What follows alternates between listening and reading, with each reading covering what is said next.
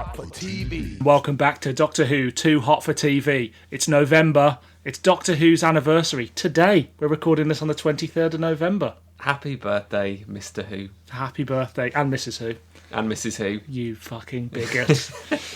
You're one of those not my doctors fellas, are you? The Whoies. Yeah, because it's an anniversary, we're doing multi-doctor stories. Yep. So we've got the Airzone Solution, and we've got Zagreus. Two very different Doctor Who stories, in that one of them's not a Doctor Who story at all, but both of them featuring classic doctors playing not classic doctors. Yeah. One's about Doctor Who and one's about pollution. Ooh, pollution. Yeah. I just think of Rick Mail in The Young Ones when anyone says pollution, his little poem. But before we get into that, Doctor Who's on the telly. It is, yeah. Have you seen it? Yes, with my eyes. Ah, with your eyes. Yeah, it's very good. Yeah. We're both enjoying it. We are indeed. I know, like every other podcast out there is dissecting this to death, so we won't bother with that. Yeah. But I'm having a rip-rollicking time. Yeah. It's an epic adventure, and it just feels like... You said this the other day. You said, I don't want Doctor Who to go back to the kind of Monster of the Week format after this. No, I think an ongoing story, good cliffhangers. I think it feels more like Doctor Who than Blake 7. Than the Airzone Solution. And it's also been a joy to see the really inspired artwork that certain fans have made about the show and particular characters. Yeah. Some of whom really need to have a cold shower. And I did after I saw said artwork. So yeah, it's really exciting times. We won't be doing a deep dive podcast on this, so all you need to know is that we're fucking enjoying it. Yeah, it's too good.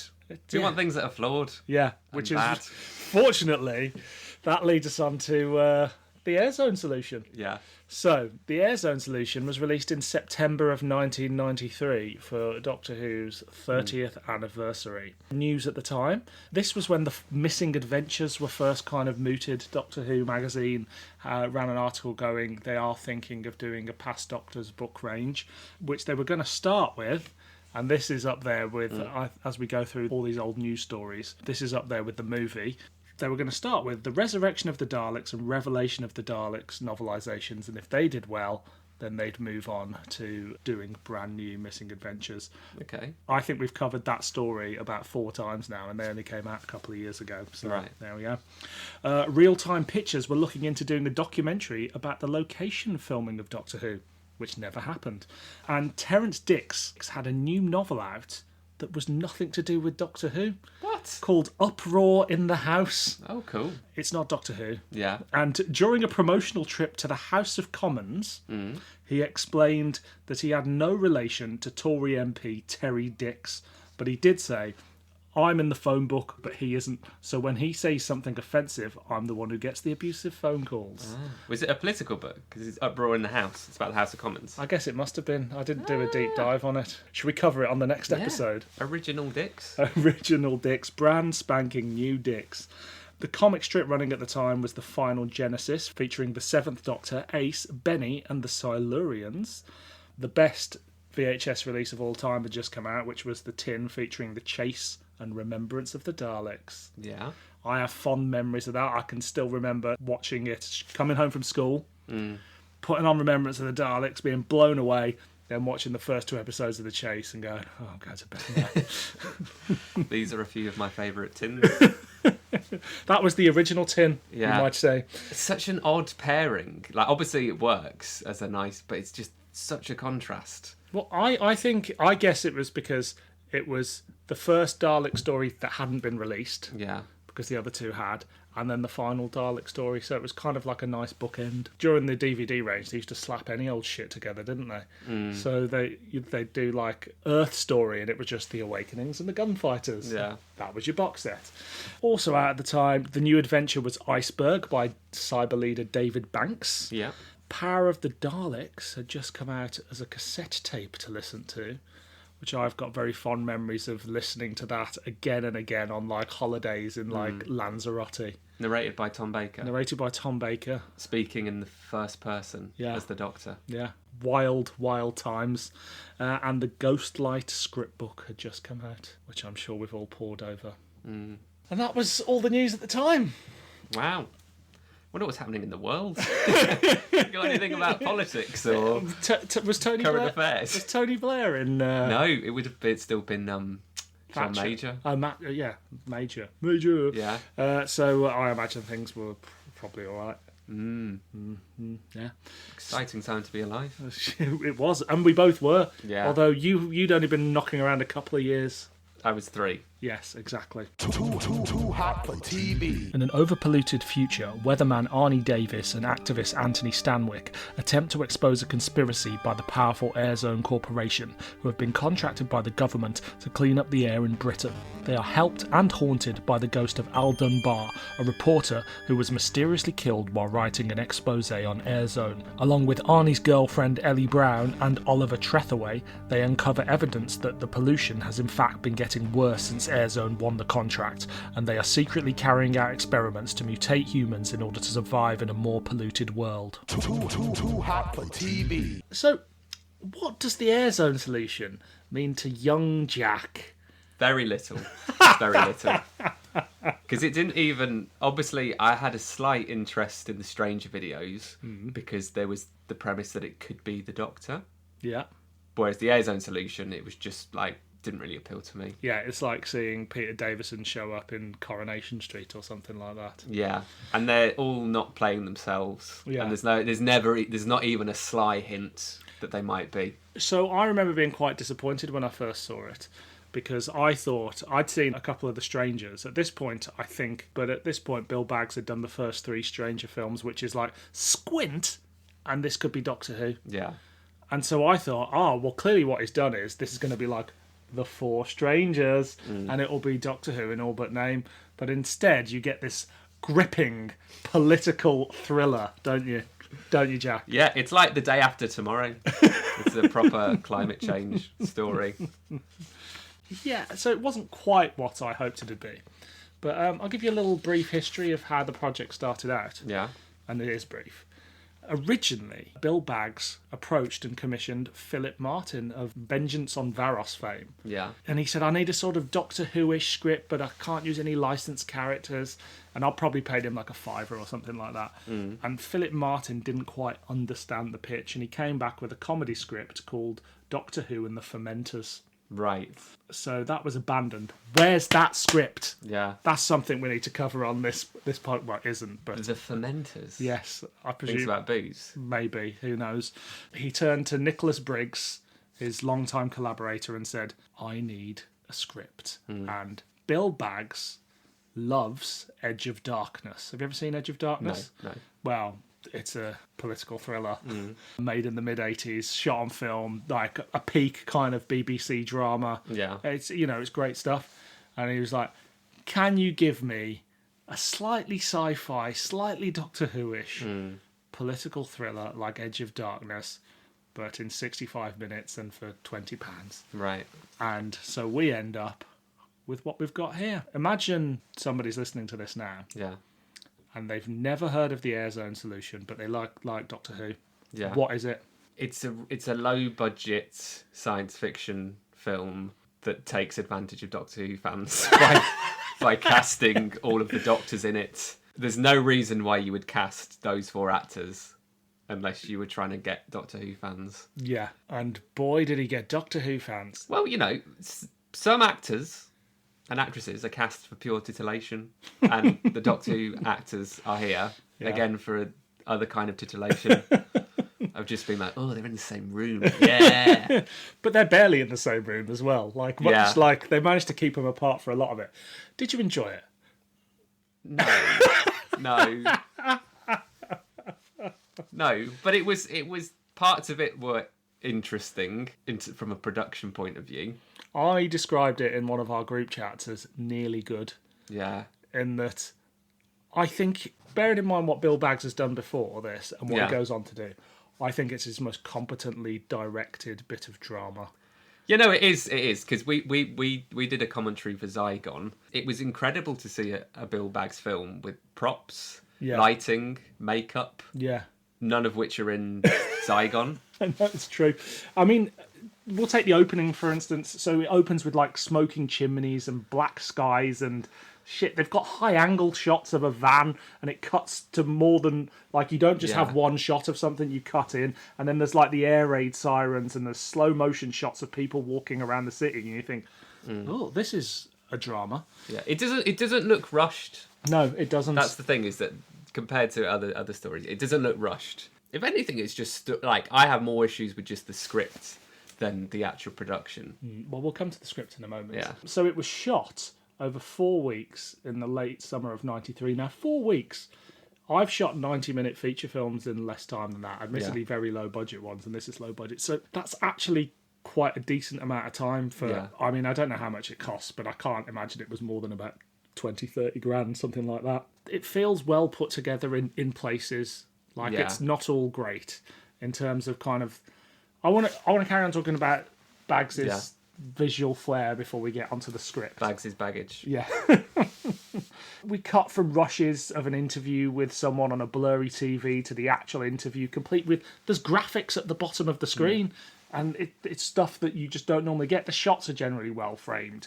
They use a newsroom, which adds production value. The camera pans from Colin on TV to him at the blue screen being the weatherman. There's over the shoulders. There's one shot where you see Colin, it's over the shoulder, and it's him in two mirrors. And you're like, that's been thought about. Again, like you said, very surprised. Were there any, like, particularly memorable directorial choices? It was just by comparison, as in just little things like the actors were in makeup, and there was a lot of fast editing and cutting, and some when it needed to be dramatic, they got the shots in, and there's even just little things like there's a scene between Sylvester and Colin, and there's just a bit of lighting that silhouettes them, and you go, it's just little things like that show that it's not rushed, that they've taken the time to set something up. It's not all well done. No, it isn't. Like the shots of Nicola, and we'll get onto Nicola and Colin as a couple in a bit as well. It's fucking like Trisha. But like when they're sat in bed and it's supposed to be night and it's clearly daytime. Yeah. And there's a lot of some of the close-ups. It feels like they're badly framed. I know you had a little cackle there. Is there some particular bits you want to talk about? There's a bit of set dressing that anyone would have fixed this, and it's right at the end of the film when things are dramatic. I think they're on stage. They're at a conference, and like one of the villains kind of just walks away down a stairwell, and the thing is that above the stairwell is a sign saying toilet, so the villain just leaves and goes into the toilet, and you go, oh, that was unfortunate because it was just meant to be him getting away. So the villain's just like, oh, fuck this, I'm going. And he goes downstairs to the toilet. And then it happens again when Jon Pertwee appears to be really enigmatic and just goes, yeah, good job, guys, I was really impressed. And then he walks down and goes into the toilet as well. It's like you just needed to cover that with a bit of A4 paper. Yeah. No one noticed that, just like, all the characters are going into the toilets. It's true. How do you think this compares, if at all, to early 90s drama on television? I can only really compare it to things like Cracker and Our Friends in the North, which I think which were a bit later, but still, it's just for me, it's got the production values of a soap. Not even that, but our nan used to do... Our nan's production values. No, our nan used to buy like those straight-to-video soap spin-off tapes. Right. So they'd be like characters from Coronation Street, and they go on a cruise, but it's a straight-to-video film, and it'd be in like a charity shop. It looks like one of those. That's an idea. Why didn't Bill Baggs ever do the Airzone Solution on a boat? Yeah. No, soaps were better. I think had better production. I had a little look at Brookside as a comparison from the time, just on YouTube, and it felt like that was about on par. Or maybe, like, I know Doctors wasn't on then, but a daytime soap of whatever a daytime soap was at that time. Yeah. And there's an awful scuffle as well. There's like the fight to get a gun is not well done at all. No, yeah, that's pretty embarrassing. I also think it's this thing of, in terms of the acting. Yeah. And again, we'll get on to the actors in a bit. There's a problem where it's at that verge of kind of the switch over between the more naturalism that we expect from actors now, and then the kind of stagey acting of the past.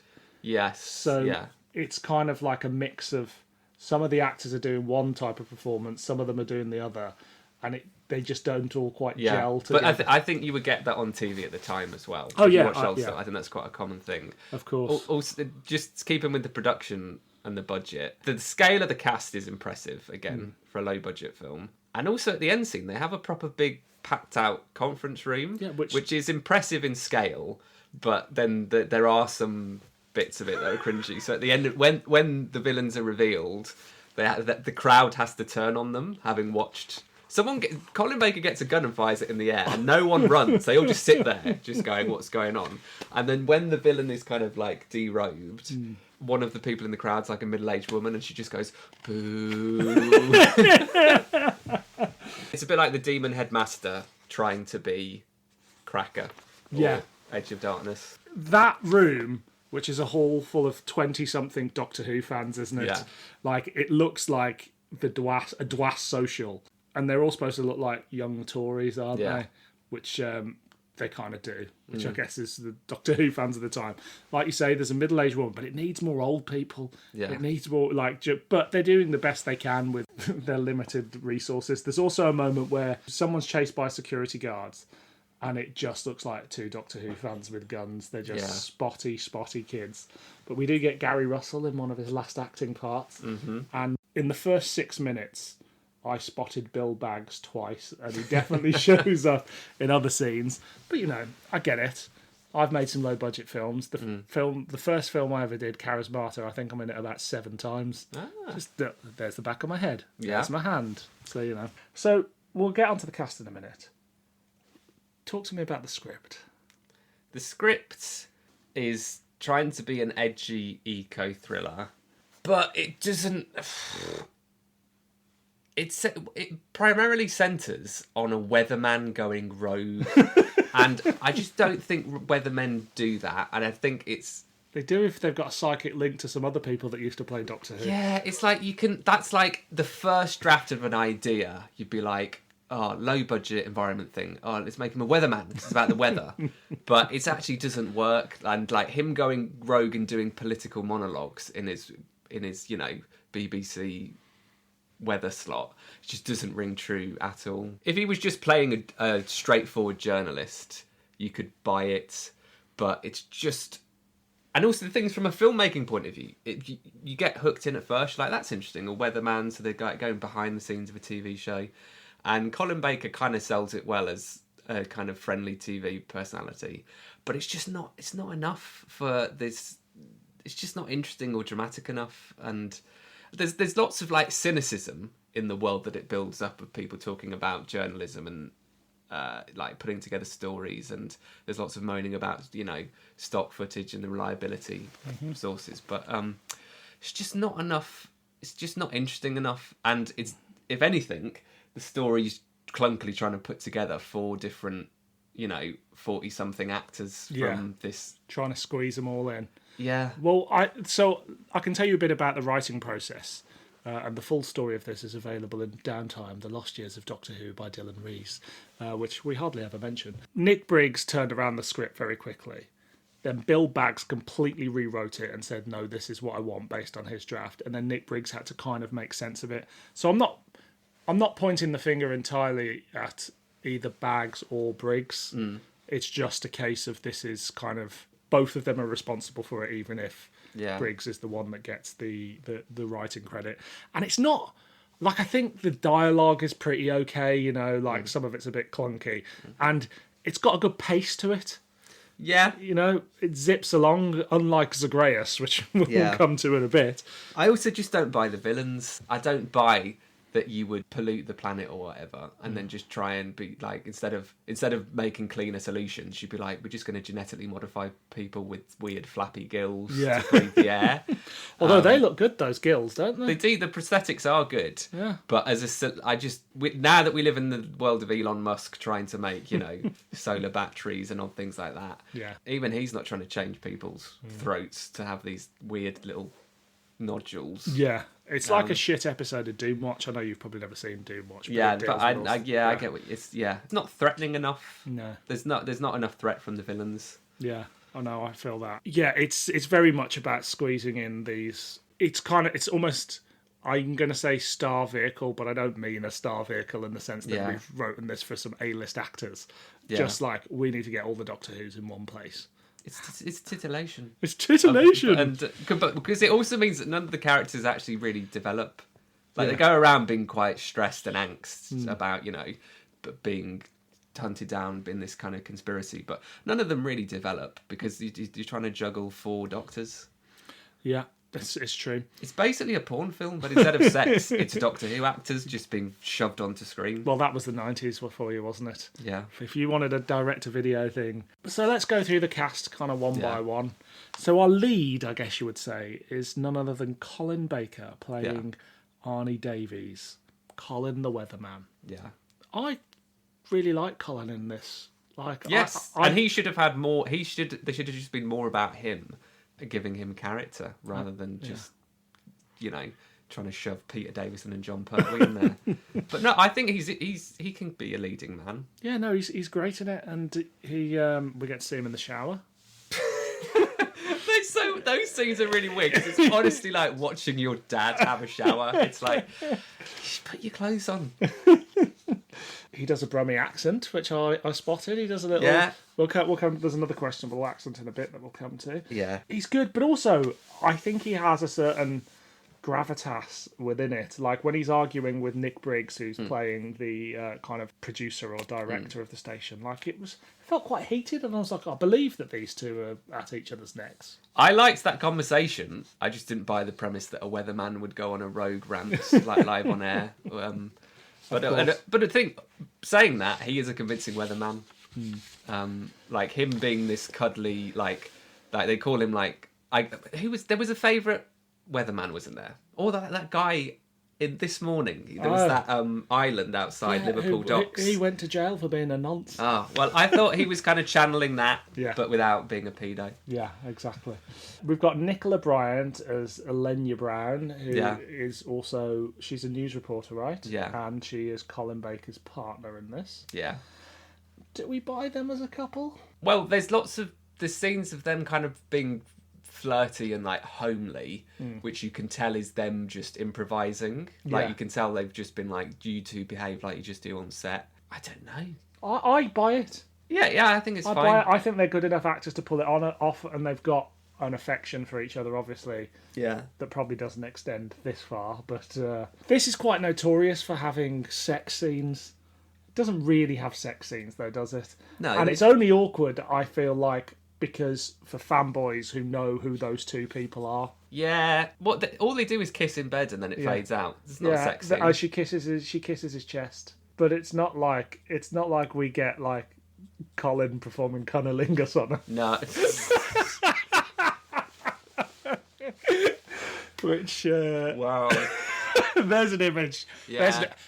Let's just give it a moment for all the listeners to get that in their heads. Yeah. No, it's very. Yeah. It's. Do you know what it is? The way I can think, it's like seeing your mom and dad snogging. Yes. Well, it is odd that you would like in old Doctor Who, the Doctor companion relationship was always just very paternal, which is why it's odd that you would then sell a film as containing Doctor Who actors and then get the Doctor and his companion to snog, even though they're different characters. It's got a slightly weird vibe to it. Yeah, it is. It's odd, but I buy them as a couple, and I think they're both great in it. Then It's like imagine making like a film with all of the Blue Peter cast, and in it they all end up snogging or something. But like that's a very niche thing that's catering to, 5 men who don't get out a lot. someone's jerked off over this, But... Then we've got Peter Davison as Al Dunbar. The only note I've got here is great crisp eating action from Peter Davison. Because in the first scene, he's just sat there eating crisps. And I was like... What I meant, props. Props, yeah, it's true. Someone's got some golden wonders, haven't they? Yeah. He doesn't really make an impression because he dies very shortly into it. And then he's a ghost. Oh, the ghost. Yeah, no, you don't need a ghost in an environmental thriller. Because that's never really... Is that explained why there's a ghost? Because they used to be Doctor Who's. They're all cyclically linked. and there's a ghost. But why are they psychically linked? Because they used to be Doctor Who. Oh. That's why it is. Which I think is actually a real thing, like all the actors that played Doctor Who are psychically linked. It just happens. They all say it's a very unique club.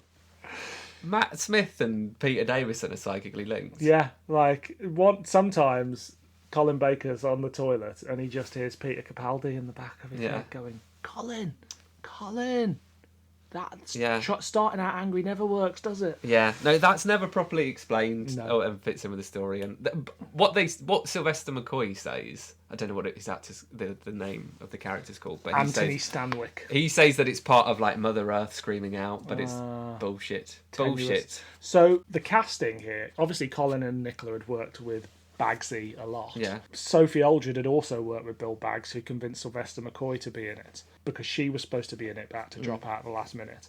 And Peter Davison, Colin convinced Peter that he might be up for doing one or two. Peter was going to play the role that Sylvester McCoy had, but Peter got a proper job and so had to have a reduced role. So, but yeah, basically Anthony Stanwyck was written for Davison. McCoy, he gives quite a little subtle performance here, I think. Like, it's much more like laid back than his Doctor. I thought he was just playing the Doctor. Did you really? Yeah. Oh, that's interesting. I thought of all of the actors, he was the most like his Doctor. And Jon Pertwee is playing Jon Pertwee again. Well, we'll come to Pertwee in a minute. But no, I thought he was the scene when he's having a go at Colin. I thought that was very Doctorish. Yeah. Because he's doing all the hand wringing and things like that, and yeah, I suppose. I thought that was very Doctorish. But obviously, in the scenes preceding it, when he's just being chased and going around, he's got to be subdued. But when he's given lots of dialogue, I think he goes quite Doctorish. So I think this film had quite an effect on me as a child because there's a scene where Sylvester McCoy meets one of the other characters in an alleyway, and he's dressed like I do now. Yeah. He's wearing a long mac and a loud shirt. And I was like, that's how I dress. He also, he's given the costume of every 90s conspiracy theorist character, which is a denim waistcoat, a sleeveless denim waistcoat with a colourful shirt. Yeah. That's what all UFO people and all geeks in 90s things always wear that. You see him in a T-shirt and I'm like, it just seems really weird to see Sylvester McCoy in a T-shirt. Yeah. Like a normal clothing. He just doesn't do that. Yeah. Then we've got Jon Pertwee as Oliver Trethaway, which I bet he couldn't say. Pertwee was written in at the last moment. So basically, they were filming and Jon Pertwee gets news that there's 3 of the Doctors in something. Yeah. And he calls up Bill Baggs and he goes, why am I not in it? Yeah. Write me into it. And everyone, yes, Mr. Pertwee. Yeah. And he sort of shows up, has no idea what's going on. Like, he's a bit of a doddering pensioner in this. Like, I think his lines were written on cue cards. Yeah. And he just kind of shows up, is Jon Pertwee for a bit, and is a bit mysterious, wearing Tom Baker's hat for some reason. And that's it. At the end of it, he goes to the loo as well. He's given a very Doctorish outfit. And again, his character only works in the idea that he's meant to be this kind of established journalist informing the other journalists. But it works in the sense of he's the older Doctor, kind of encouraging and developing the younger Doctors. Yeah. It's not a character. It's just Jon fucking Pertwee. He's like the curator, isn't he? Yeah, fuck. That works. He is the curator. That's a character. Yeah. Yeah. There you go. He just wanders in as the elderly Doctor Who states. And goes for a piss at the end. Michael Wisher plays Richard Allenby. The thing I noted about Michael Wisher is he was smoking a lot. And it looked like he was smoking really unnaturally, but he was a chain smoker in real life, and that's what killed him. I just get in there and go, you look really awkward smoking that. Or is it just a case that people just smoke awkward? Smoking's awkward and we're not used to seeing it anymore. But anyway, Wisher. Nick Briggs plays Sam Flint. He's got a really strong beard. Yes. That's what we'd say about Nick Briggs. Strong beard. I think he's quite good in this. Yeah, no, he is. You forget that can act in things that he doesn't play a monster in. Yeah. I think he plays quite a good kind of Aggie TV director. And I don't know whether he knew he was going to play that part, but it felt like he was like, oh, I'm playing this part. I better give myself some meaty scenes. Yeah. He's also never looked young. No. He's always looked about 39, 40. Yeah, that's very true. But how do you think he's late 20s in this? Yeah, I think he probably is. And then there's a couple of supporting people who aren't really like. There's the female villain Robin Archer, played by Bernadette Gephardt. Gephardt. And if this is to be believed, she's in the Airzone Solution and Eye of the Beholder for Bill Baggs, and is now a casting assistant and did Mad Max Fury Road, Never Let Me Go, 9, and Quantum of the Solace. Now, that's a believable route for somebody to take, but also IMDb has known to go, you've got the same name as somebody. Yeah. You must be the same person. Let's get her on as a guest. We should. Let's hunt her down now. To talk about Eye of the Beholder and Quantum of Solace. Yeah. And I bet she's got more to say about the former than the latter. Of course. Also, the girl that plays the mutant. Is she Doctor Who? Her name is Heather Barker. Heather Barker, or this Heather Tracy. She's been in a few things, but she was in Summoned by Shadows, and she was in the audio visuals. And I think she got a modest CV, and she's still acting actually. And that part was written for Sophie Aldred, but she had to back out because she got a proper job as well. There's one other person we haven't talked about. Yeah. Alan fucking Cumming is in this. Yes. Of the Witchfinders fame and other films and Hollywood stuff.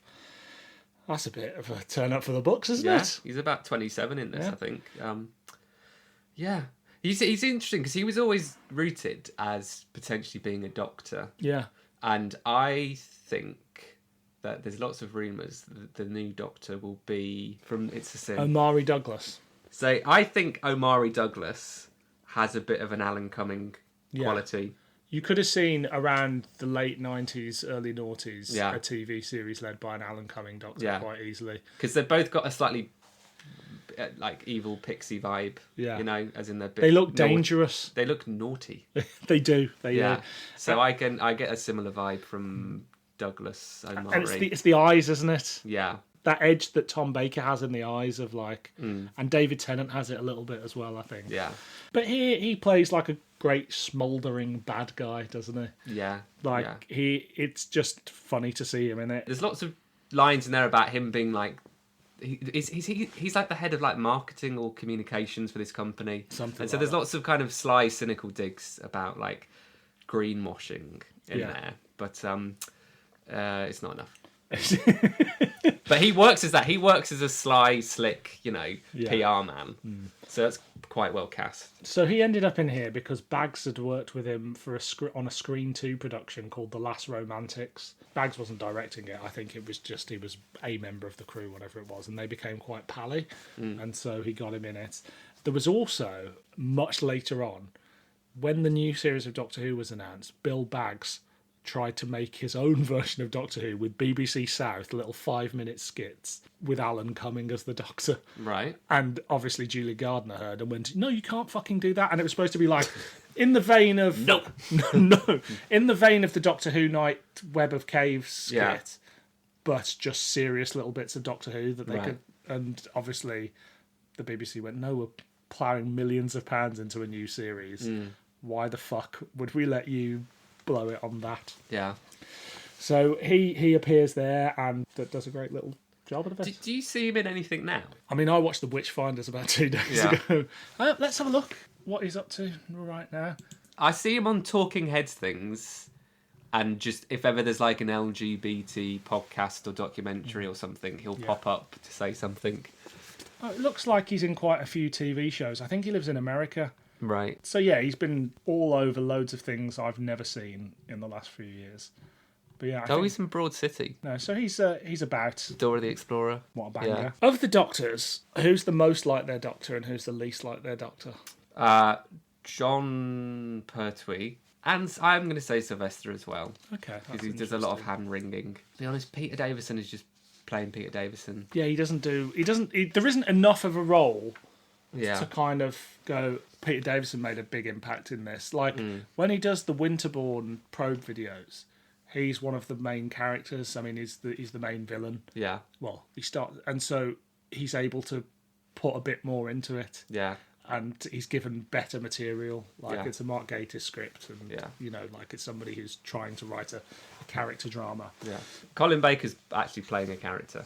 Yeah, Colin Baker has the best character of them all. The others are kind of just siphons, I suppose you'd say, in a way. Yeah, they're just like Doctor Who meat. Like, yeah, here's a doctor. Yeah, try not to fucking choke on it. It's a weird world, though, isn't it? Because you can't imagine a world where in 10 years' time, Doctor Who isn't on the air, and Peter Capaldi and Matt Smith are doing straight to streaming films together that are sort of Doctor Who related. No, because look, if you want to generate an income, there's so many. Like, obviously there was conventions, but there's also so many other things that you could like now. Now you could just live off Cameo or something like that, or you could just be an actor. Yeah. So yeah, it is odd, but there just isn't the same. People expect more from productions. Yeah, there is one thing I just want to mention, which I was going to mention earlier. The thing that dates this, obviously, is the cars and the technology. Like Colin and Nicola are talking on computers to each other, and I couldn't even tell you what program they were using to speak to each other. And the thing that also lets it down is, again, the cars, because everybody in this drive the sort of cars that broke 20-year-old filmmakers drive, rather than like Arnie's a weatherman for a well-known TV station. He should have an all right car, you know. Yeah. So that's the kind of stuff that lets it down. Although there is a scene where Sylvester's driving and it looks like he's driving really, really fast, and you know they weren't closing roads or on the back of a low loader or something like that. So that looks potentially very dangerous. Very method. This or Dimensions in Time? Dimensions in Time. Yeah, because Doctor Who, innit? Yeah, and it's shorter. Yeah. And it's full of monsters. Yeah. And EastEnders is all and right. the Doctors are playing the Doctors. Yeah, true. Clangs or bangs? It's like many of these productions, you watch it as though you're trying to will good friends to do their best in a school production. But it's a clanger. It's a clanger. So there's one other. I have a bit of a confession to make here about the Airzone Solution. It's your favourite film. It's my favourite film of all time, and I'm remaking it as a £20 billion epic. There was almost a stage performance of the Airzone Solution. Really? Sort of. At a place called Windsor High School. Fuck off. Fuck off. So when this came out, Yeah. I was in the drama class, and they was talking about we need to put on a play and that covers modern issues, and it's like, has anybody got any ideas? And I'm like, Miss, I've got this idea. Yeah. And what I came up with, I got as far as writing a breakdown for it. Thank God it never happened. Yeah. It was going to be set, all at that bit at the end, where they're in a room full of people, and that would have been the audience. Yeah. And then you would have just had flashbacks to how they got there. Fucking hell. But I got quite far into like trying to figure out how to do it in like 20 minutes at the school. Shit. But then I just got distracted by like smoking weed or something Wow. like that. Wow. But there was almost Windsor High School presents Oh, wow. the Airzone Solution, directed by Dylan Rees. Yeah. Would you have played a part? I don't think so, no. Yeah. I already knew I wanted to be behind the cameras by that point. It immediately wants to say who from your year had a doctorish quality. I don't know, they were all just pretty dull brummies. Yeah. And and Colin Baker and Nicola Bryant impersonate Brummies, They do. which is We funny. didn't talk about Nicola's fucking... Nicola's. Nicola Bryant does a Chinese accent. She does the Chinese accent that most people did back then, but Yes. we don't do anymore. Exactly. And we will move on. She's Because we know Nicola's lovely, Yeah. so we'll just leave it at that. she's cancelled. Too hot for TV. Shall we talk about Doctor Who now? Well, I mean, we should talk about something where members of the Doctor Who cast are not playing their respective roles in Doctor Who. A decade apart. Yeah. 1993, the Airzone Solution. 2003, in the November, Zagreus. Yeah. What a time to be alive, Ajak. And at which I was point... 13. You were 13. 13. 13 is a horrible time to be alive. Yeah, that's very true. There's no happy 13-year-olds. What 30-year-old is happy? One that's listening to Zagreus. Yeah. That's Okay, it. that was the peak of happiness at 13. Exactly. So, the comic running at the time was The Curious Tale of Spring-Heeled Jack. Yes. News at the time, Doctor Who was set for a TV comeback. Was it? Yeah. They just announced the return. They've just announced the return, and also Scream with Shalka was being made, and Richard E. Grant gets his Doctor Who cover on Yes. DWM, but he doesn't get the Richard E. Grant as the Doctor, because they know by that point that he isn't a real Doctor. Ah, that's because the headline on it, on this issue, is You Who. Exactly. And you can tell they wanted to say Richard E. Grant is the Doctor, but he's not. He's not. Fuck you, Richard E. Grant. They announced it with a GIF on the BBC website. They did. It said, sit yourself down, have a cup of tea, Doctor Who's coming back. Yeah. So I thought it was have a cup of tea, but it's actually go and have a biscuit or something like that. Go and have a biscuit. Doctor Who's coming back in 2 years. And I only know that because recently there was that book that came out about the Yeah. return of Doctor Who, and it had the message, and I was like, oh, that's different to what I remember. They should. There was only grown men going on that website. They should have just said, "Fuck off, Doctor Who's coming back." So Shit the bed. It's back.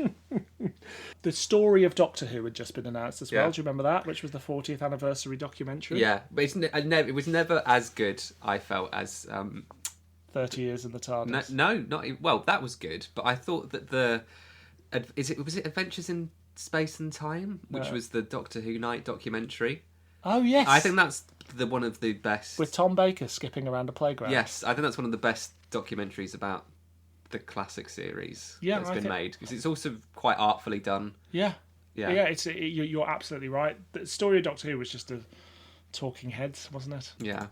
It was revealed that Tony Blair's favourite Doctor was Jon Pertwee. Really? Which I guess kind of makes sense because they're both Tories, aren't they? Mm. So, also out at the time was The Curse of Fenric on DVD. Flip Flop was the other main range audio. Telos was Fallen Gods. We had Doctor Who Colony of Lies, which was Second Doctor. a second Doctor story. The Unbound Full Fathom 5, which we've covered before. Invasion of the Dinosaurs was on VHS. Yes, and Patrick Troughton in America had been released by Real Time, which was just an interview with him there. And they were still peddling tins of Daleks. Mm. They had a Dalek tin containing the audios of Power of the Daleks and Evil of the Daleks. Now, bearing in mind, Power of the Daleks had just been released on audio 10 years before. When I was a lad, you get Doctor Who in a tin. It was all tinned. Canned goods. Adventures in tins and space. That's the episode title. This is what people come here for, that high quality. You couldn't stream Doctor Who then. It was all in tins. You go to the ration man and he gives you a tin. Too hot for TV. Infected with anti-time and believing himself to be Zagreus, the Doctor is trapped inside his TARDIS, mad and possessed, unable to leave without destroying the universe itself. In order to find out what went wrong, a living embodiment of the TARDIS takes Charlie through a series of projections across time and space to find out more of the inhabitants of the anti-time universe, a race known only as the Divergents.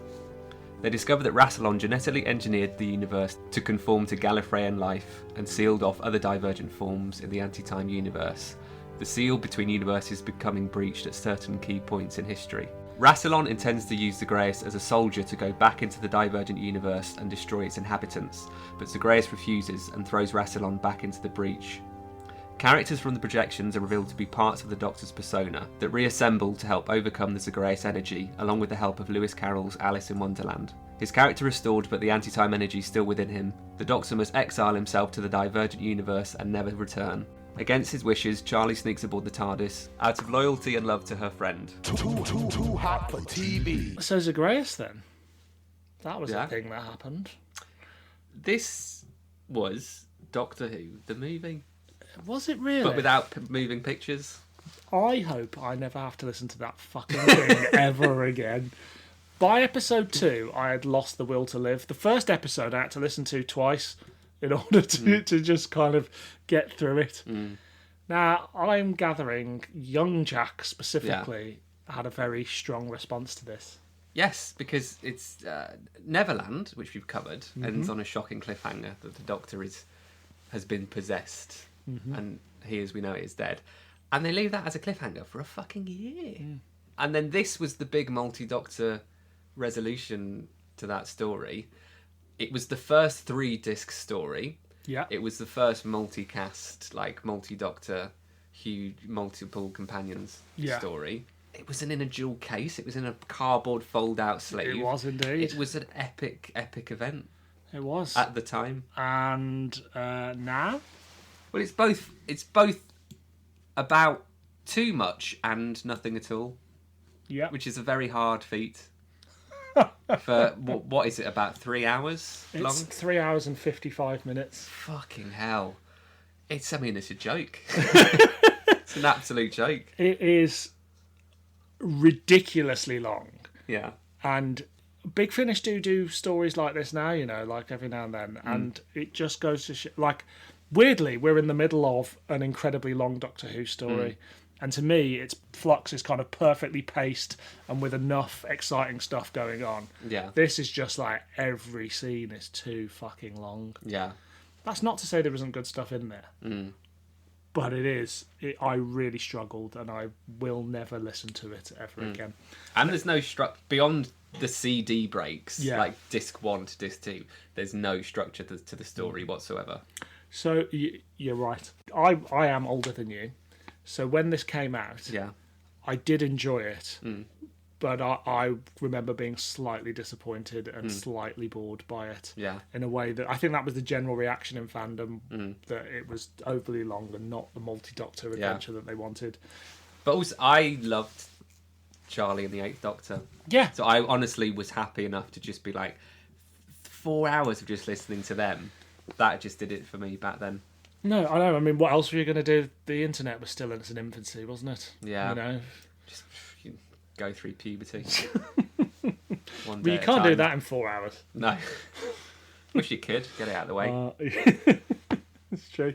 Can you remember the build-up to Zagreus? Yeah, because it was... Again, this was the day when you would have to go onto the Big Finish website to look at the forthcoming tab on the right-hand side of the website. And eventually, I remember they would announce like 6 stories in advance, and finally they said, for the anniversary, we're going to have a trilogy of villains with each classic Doctor, and then we're going to end with one called Zagreus. And finally it was like, thank God, we're going to have a resolution to that story. And they also, in the build-up, they had stories where characters would say the rhyme, and you'd be like, there's a mention there. But it's a bit like Bad Wolf before Bad Wolf. Yeah, but this is... Stephen Moffat obviously took note of this and then threw a nursery rhyme into every fucking season he did. Yeah. If not multiple ones. Yeah. So much like the story itself, my notes here don't really have much structure because they're a bit all over the place. So I might just blurt a bunch of random things at you that don't make a lot of sense. Do you have any facts about the production of it? I might have a few. I can't really remember. I'll do you? Just the main thing that I remember was Gary Russell saying what he didn't want it to be. A multi-Doctor story. Yeah, well, he didn't want it to. He said he didn't want to contrive getting all the characters together, and he said he actually wanted it to be a celebration of them as actors. Okay. Which, if they're good actors, that's a good idea. Well, this leads into a part of my notes that I'd like to talk about. Let's leave aside Nick Courtney. Yeah. Let's leave aside the Doctors. Yeah. We get pretty much every actor who has been in Doctor who has worked for Big Finish at that point. There's loads of them there.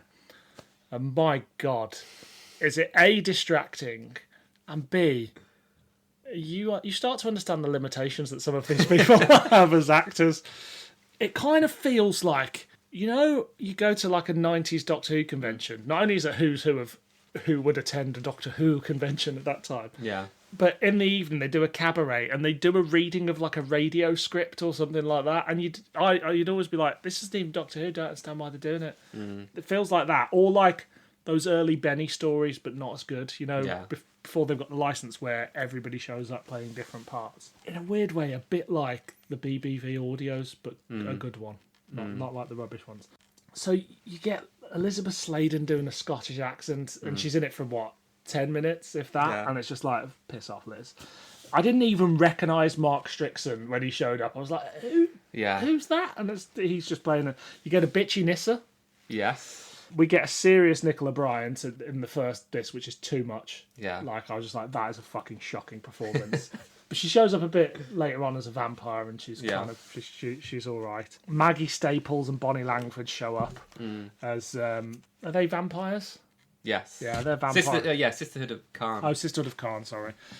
Sophie Aldred plays a militant duck, which might as well be Ace. And I quite like that. Yeah, I quite like that. And we get Lisa Bowerman's good. Who does she play? She plays like a mouse or something, or like yes, of course, Captain Badger or something. And we get Annika Wills playing Charlie's mom, she's done that before, right? Or does it after? Yeah, she's decent doing that. All in all, I actually think that's the most distracting thing. I can deal with a few people, but it kind of takes you out of the story a bit, because you're like, who? Oh, is that? Yeah. And, I think we can see why some of those people only act in Big Finish now. And none of them are interesting characters. No, that's the thing, is that they're just being given bit parts that aren't that good, and then you get the impression that, have they just added in lots of extra characters to pad out the cast so that the Doctor Who actors could take those parts? Yeah. I think that's exactly what it is. We go through these kind of different stories with different versions of the Doctor. Yeah. And they're sort of the Doctor and sort of not the Doctor. So we get Davison playing like a man of God who's a scientist. And I think he's really good in that role. Like he's got like a desperation to him, and like a single bloody mindedness. And it's nice. The most interesting thing that happens in that first story is just the cliffhanger of hearing the cliffhanger's good, because also it's the Peter Davison playing a character that can be quite cowardly and under threat in a way that you would never get the Doctor doing that. So that's effective, and it's terrifying. Those sound effects of the divergence trying to break through. The sound effects are the soundscape is good. It's a step up, isn't it? But this is the thing about it being like Doctor Who the movie on audio.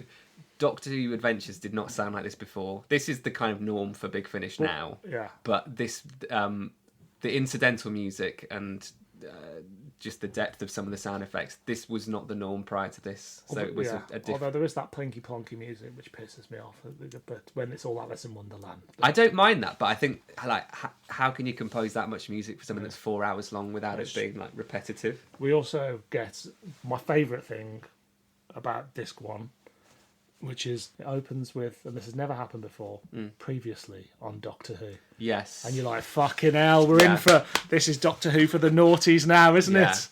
It is, like, that is dramatic, and it highlights how good Neverland was. But it's actually flawed, because so much of not just this disc, but many others are devoted to describing what happened in Neverland. Yeah. So not only do you have the highlights of Neverland at the beginning, then you've got loads of scenes of the characters talking about what happened. Which I would understand if it was on television or even on radio. Yeah. For people who haven't heard it before. Yeah.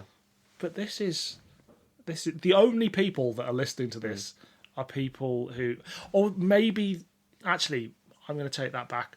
Maybe they thought some fans who don't listen to Big Finish would buy it because it was a 40th anniversary multi-Doctor special. That's the only reason I can think of why they would do that. But yeah, the sound design is it is fairly epic. So we're talking about the Doctors. We've got Colin Baker as a vampire playing a baddie, which is quite good, but he's a layered baddie. And then we get Sylvester McCoy playing a space paedophile. Yeah. Called he's not Uncle Winky. Is he a pedo? I feel like he's a sex offender. I mean, Uncle Winky is a good name, but he's meant to just be Walt Disney. He's like, "Where are the children?" Yeah, but then he also makes a really pervy remark towards Charlie, doesn't he? Yeah, but Charlie's an adult. Yeah, that's true. She's not a child. She's an Edwardian adventuress. I think he's just meant to be a very, very space nonce. No, I don't think he's a Uncle pedo. Winky the space nonce. But then I was going to say Colin Baker's a vampire. Again, he doesn't actually get given enough villainous vampire-y things to do. Well, that's because he's not a villain. The villain of the piece is Rassilon. Yeah. Which I think is a neat twist, considering at the end of Neverland, you don't think Rassilon's the villain. He's Yeah. just this mythical kind of godlike figure in Time Lord society. Yeah. But when you find out that he basically looks forward through time and goes, these people could be more powerful than the Time Lords. So that's the vampires and the Divergents and potentially many other things as well. So he is trying to be kind of Time Lord victorious, as it were. But it digs deep into what we've discussed before about like, the Virgin New Adventures we're talking about. Had this idea called morphic fields about everything conforming to Gallifreyan life. And so they're like Alan Barnes. Is Alan Barnes wrote this? I think it's Alan Barnes and Gary Russell together. They're kind of steeped in all of that story, and they put it in there, and and we're very surprised to see this stuff popping up in the current series of Doctor Who as well again with things like Longbarrow and if it is Longbarrow, everybody's saying it's Longbarrow, but it was just a big house. It was just a big house, but it's Longbarrow, isn't it? Yeah. And also with the Great Vampires, I think it does like a kind of a bit of a shocking twist that goes, you assume the Great Vampires are evil, but actually they go, no, we genetically engineered our own livestock that we fed off, and we only started feeding on people when which implies that State of Decay, the Doctor's just being a big colonial murderer. Yeah, but the Doctor wouldn't know, would he? No, he wouldn't. And also the vampires, the humanoid vampires in that are very evil. So there you go. There you go. One of the, you say it was drawing on the New Adventures and stuff like that. There's a bit where Paul McGann does a big fan wanky eulogy, isn't he? And he talks about alternative timelines. Yeah. And in there he talks about plucking out one of his own hearts. Is that the Eighth Doctor? Yeah. Box? So he looks out onto the multiverse and realizes that they're all true. Like he says, there's no one dominant timeline, and so he talks about what's happening in the Eighth Doctor books. He talks about a universe where Gallifrey is a diamond floating through space, which is that's either like an unused old series idea, or it's something else, or something from a comic. He mentions a timeline where the Time Lords had tremendous mind powers, which is death comes to time. Right. And then he talks about a planet Earth where the Nestines won, which isn't quite an evil Time Lords and stuff. Isn't that's Unbound? That's an Unbound story, isn't it? Yes, I think the Mark Gatiss one, where the Mark Gatiss plays the Master. Yeah. And then Evil Time Lords, which is visited again, I think, in the Gallifrey series. Right. Speaking of Gallifrey, it's obviously steeped in Time Lord myth, and we've already talked about like the vampires and stuff, and it goes back to kind of the old times of Rassilon's foundry and things like that. But we also get a bunch of people who I'd forgot I'd never met, which is Leela, Romana, and K9. Yeah, so this sets up the Gallifrey series, doesn't it? That hasn't been released yet. So. It hasn't been released. I don't even know whether it had been recorded, whether it had been planned. But Romana's quite cruel to Leela, the Savage, or quite dismissive of her. And you forget that they become kind of like best mates. And like, although I haven't heard all of Gallifrey, I'm used to them kind of getting on, so it was a bit kind of weird to hear them. But you can buy that, because Romana is a bit of a snob. Yeah, and she is. And thinks she's above things, and now she's the president. But they're a good pairing. Before we get to our main cast, Yeah. we also get Jon Pertwee Yes. as the Third Doctor. And that is done by using clips from Jon Pertwee's appearance in the fan film Devious. Yeah. That blew my mind as well as a kid listening to that, because I had no idea what it was from or how they'd done it. Yeah.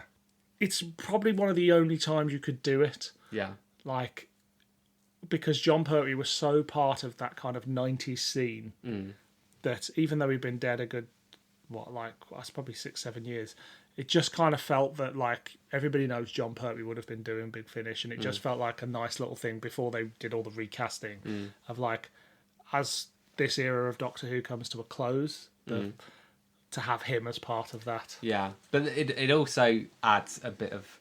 It does slow it down as well, because there's none of his dialogue is any good, and so trying to contrive a scene, a dramatic exchange between some lines from a fan film and Paul McGann. Yeah. It's like, on the initial listening, it was like, oh wow, it's Jon Pertwee. Yeah. And now it's just like, oh, they're not actually saying anything. They're literally just talking at one another about nothing. Yeah, just because he's got like, they've got 10 lines of dialogue that Pertwee had, and they've got to make it work.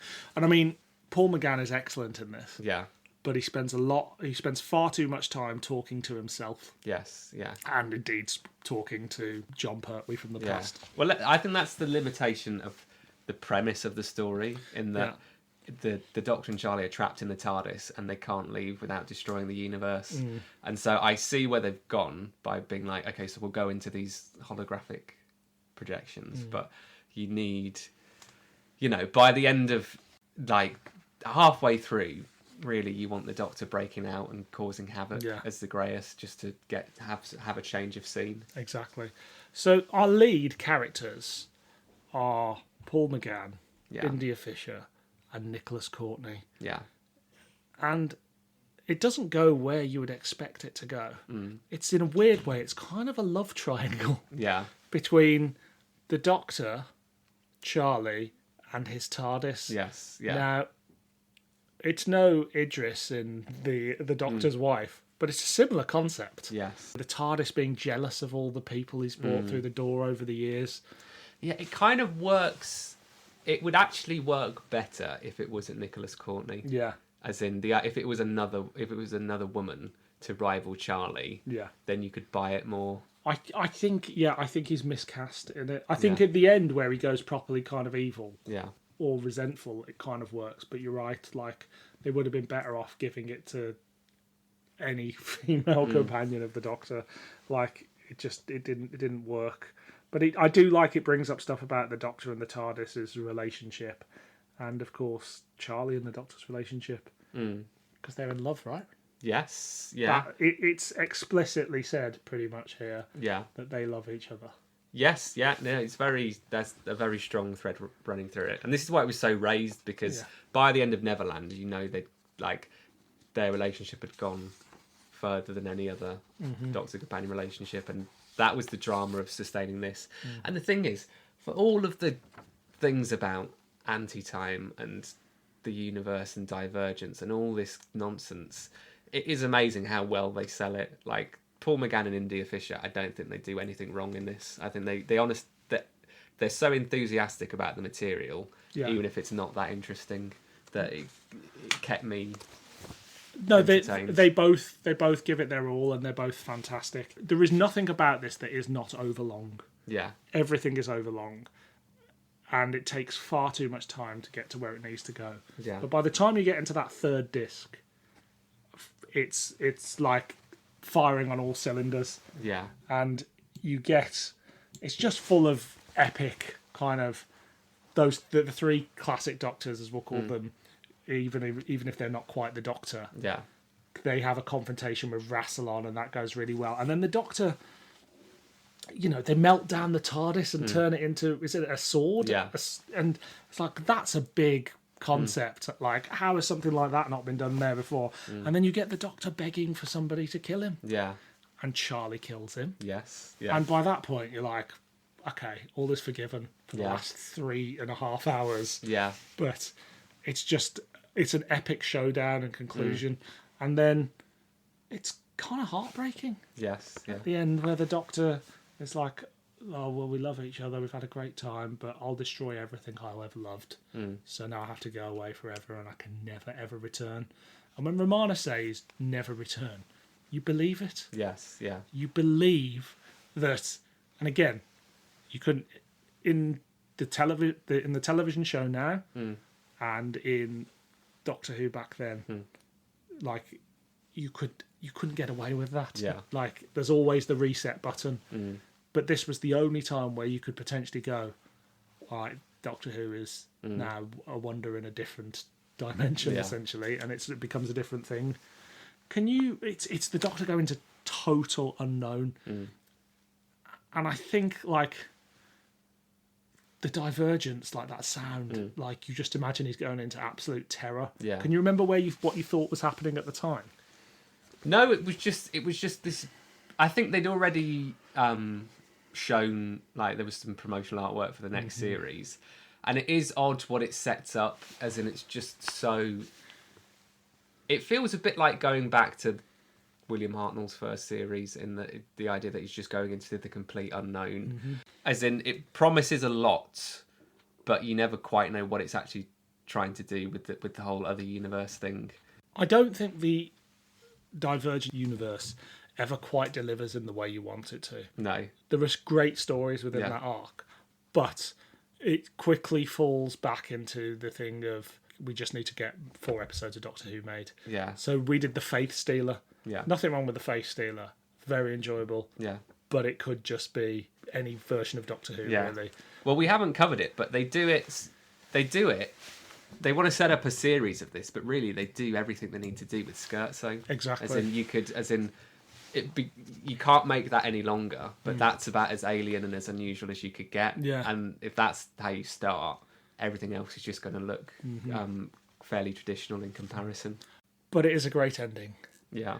And it's the sort of stuff that Russell T Davies would get done in 3 or 4 minutes, apart from when he did his big goodbyes at the end of time. Yeah.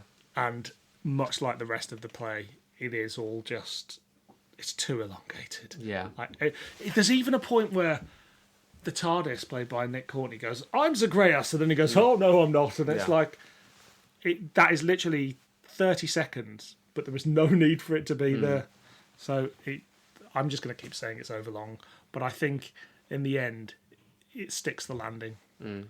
Well, it's amazing how in the current version of the show, I saw some fans complain about the Timeless Children flashback to early Gallifrey, and they didn't like the way that it was. They didn't like the way it was done with like a monologue, whereas I think we both enjoyed it greatly. And it's this is almost like a 4-hour-long version of that in terms of the amount of lore that it goes into. Yeah, we go right back to the ancient times of Gallifrey, and the only difference with the Timeless Child is that the Doctor plays a more intricate part in it, but then people have already had that in Lungbarrow with the other. Yeah. So...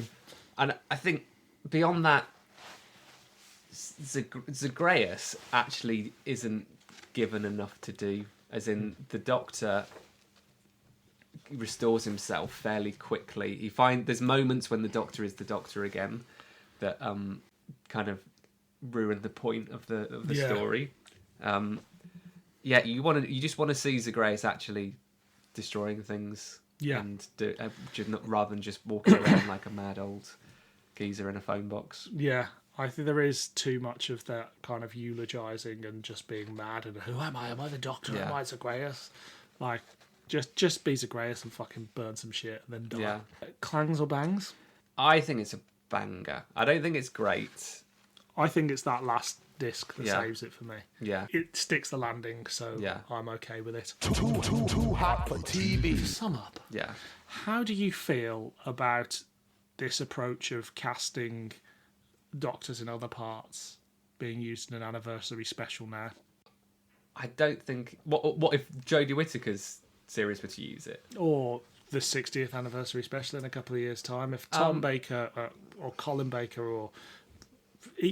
Christopher Eccleston shows up in a part where they're not playing the Doctor, and maybe it's... No, it only works in the curator sense of it, in that every fan is going to know that it's them.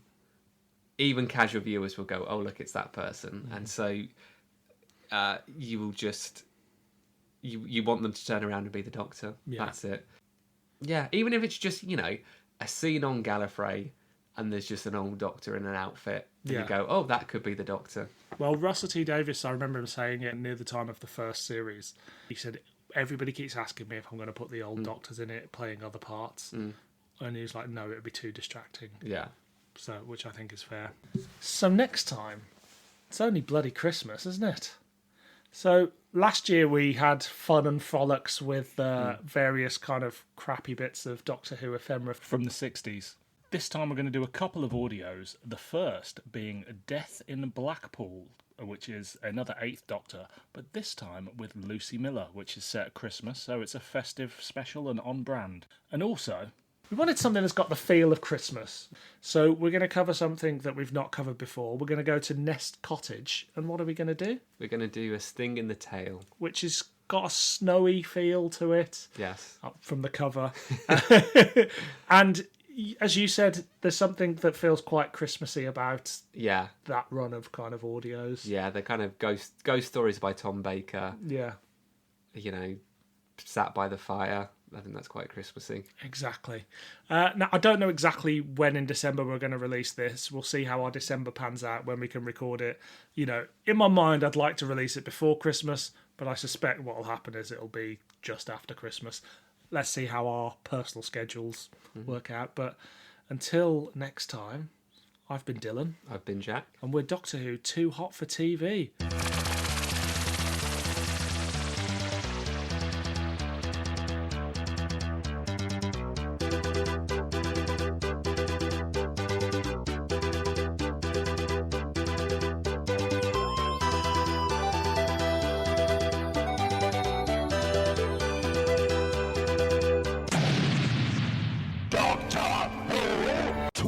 Too hot for TV. Yeah. I just think of Rick Mell in The Young Ones when anyone says pollution, his little poem.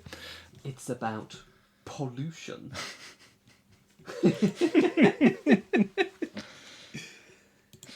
Oh, great smoke. Look around.